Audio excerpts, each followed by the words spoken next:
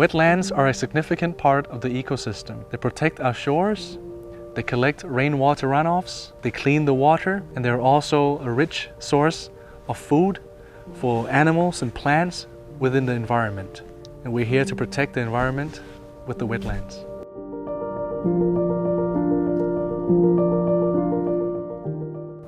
Since its foundation, Chiva-Som has been an advocate for the environment. It has been the advocate for sustainability from the first day. The environment that we are taking care of is one of the 4 quadruple bottom line that we hold near and dear to our hearts.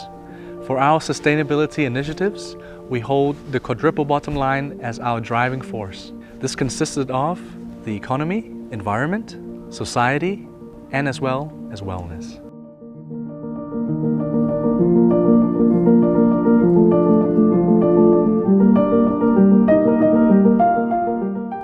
Today we joined with the young school children here at the mangrove forest, and we plant to them the knowledge of the environment. We would like to instill to them the awareness of the environment as it impacts future generations and their children as well. Children are similar to nutrient-rich soil. If we plant them well with the seed of knowledge today, they can grow and flourish for the future generations to come.